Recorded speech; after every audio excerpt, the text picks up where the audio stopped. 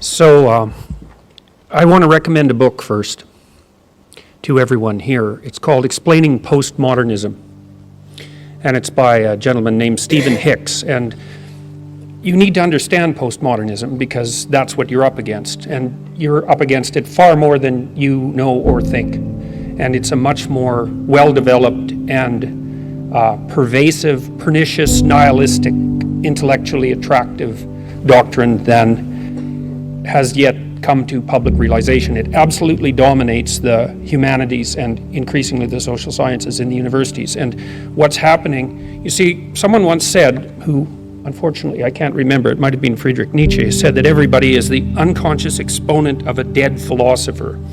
And fortunately, the postmodern philosophers, most of them are dead, so that's a good thing. But that doesn't mean that their words aren't continually being spoken by people who are following in their wake, let's say. And it's not like any given person is absolutely possessed, say, by the spirit of postmodernism, because often they're not educated enough to know all the details about what it is that has them in their grip. But if you get 20 of them together, and they're all 5% influenced by the postmodernist ethos, you basically have the spirit of the mob that's a mouthpiece for that particular philosophical doctrine. And if you understand the doctrine, then you understand why things are progressing the way that they're progressing. And so I'm going to tell you a little bit about the doctrine, because it's not optional to understand this.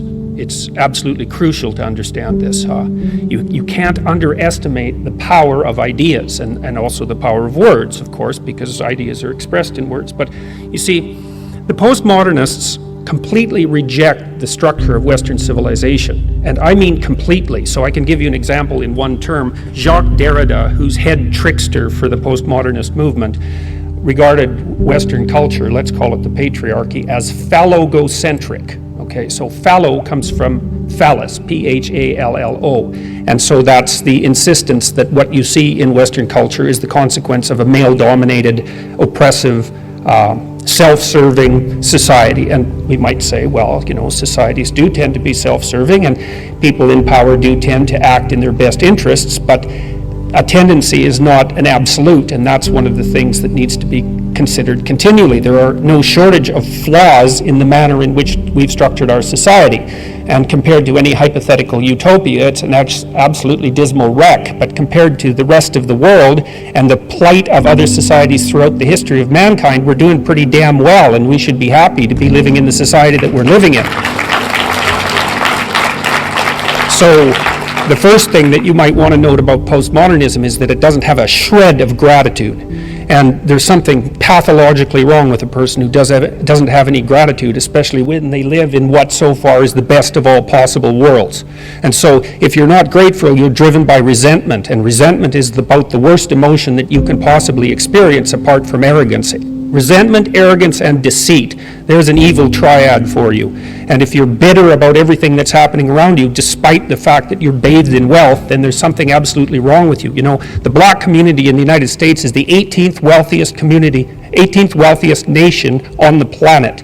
Now, that doesn't mean there isn't such a thing as relative poverty, and relative poverty matters. It's an important political economic issue, and it's very, very difficult to deal with. But absolute wealth matters too, and Western societies have been absolutely remarkable in their ability to generate and distribute wealth, as you can tell by just looking around and taking a brief bit of consideration for the absolute miracle that even a building like this represents. So you have to educate yourself about postmodernism. Okay, so here's what the postmodernists believe. They don't believe in the individual. That's the logos part. Western culture is phallogocentric. Logo is logos. That's partly the Christian word, but it's also partly the root word of logic. Okay? They don't believe in logic. They believe that logic is part of the process by which the patriarchal institutions of the West continue to dominate and to justify their dominance. They don't believe in dialogue. The root word of dialogue is logos again. They don't believe that people of goodwill can come to consensus through the exchange of ideas. They believe that that notion is part of the philosophical substructure and practices of the dominant culture. So the reason they don't let people who they don't agree with speak on campus is because they don't agree with letting people speak. You see, it's not part of the ethos. Okay, so what else do they believe and not believe? They believe that since you don't have an individual identity, your fundamental identity is group fostered.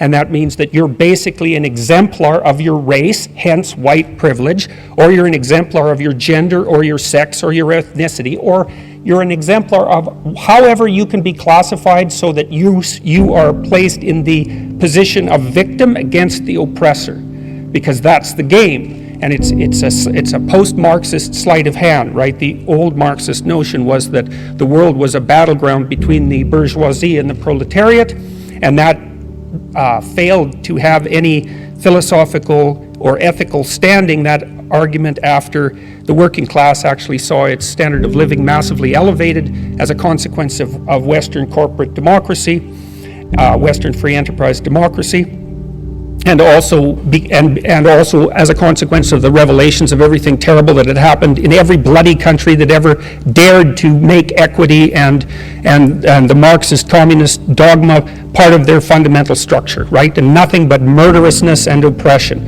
And so by the 1970s, it was evident that that game was up. The postmodernist Marxists just basically pulled a sleight of hand and said, okay, if it's not the poor against the rich, it's the oppressed against the oppressor. We'll just redivide the subpopulations in ways that make our bloody philosophy continue in its movement forward, and that's where we're at now.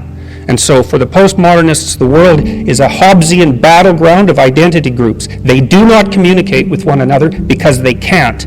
All there is a struggle for power. And if you're in the predator group, which means you're an oppressor, then you better look out, because you're not exactly welcome, and neither are your ideas. So that's what you're up against. I would say it's time for conservatives to stop apologizing for being conservatives. And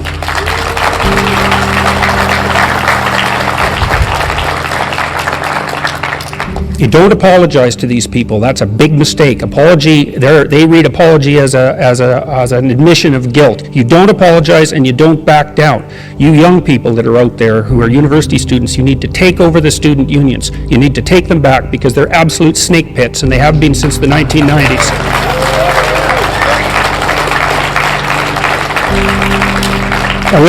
With regards to the universities, I thought at one point that the best thing to do would be to cut their funding by 25% and let them fight amongst themselves for the remnants, because it would force the universities to decide exactly what's important and what isn't.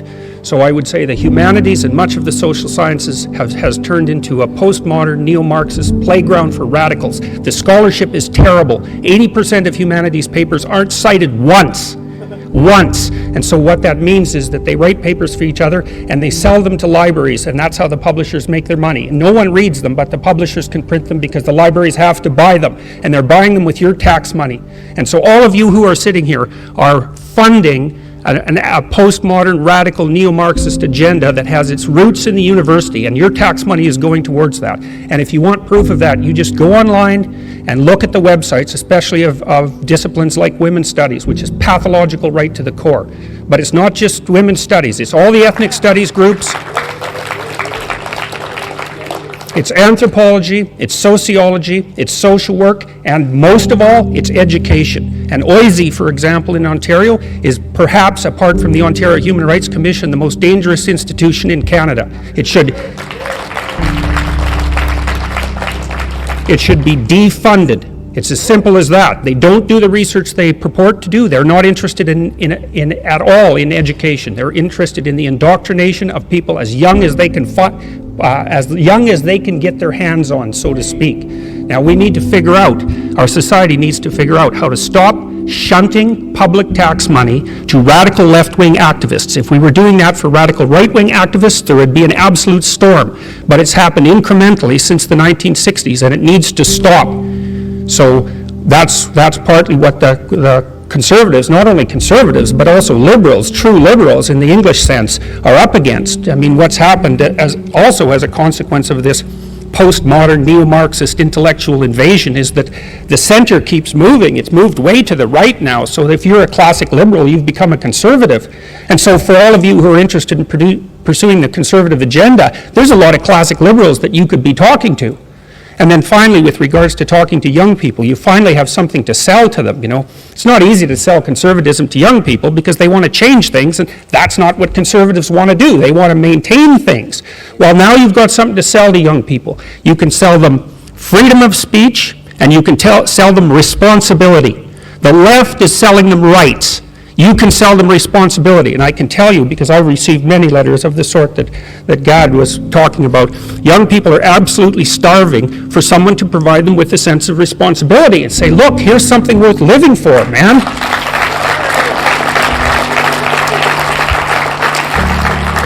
You know, you can find meaning in life with freedom, but freedom is a chaotic sort of meaning, right? And freedom isn't the sort of thing that makes people happy. It's the sort of thing that makes people troubled, because freedom expands your series of choices, and that makes you nervous and uncertain. So, but responsibility is another, not to say that that's a bad thing, it's a good thing, but it requires that you shoulder the responsibility of the freedom. But responsibility per se is what gives your life meaning, genuine meaning in the face of suffering.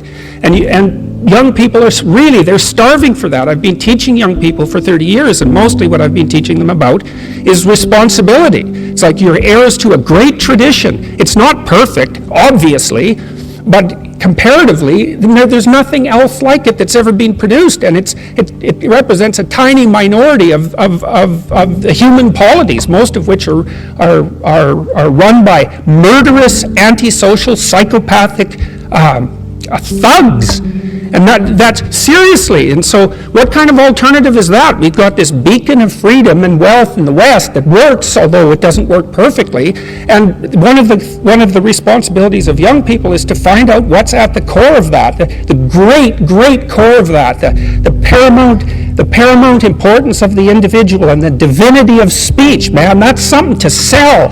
It's what our whole culture is predicated on. All right, well, I should stop there, so thank you very much for the invitation.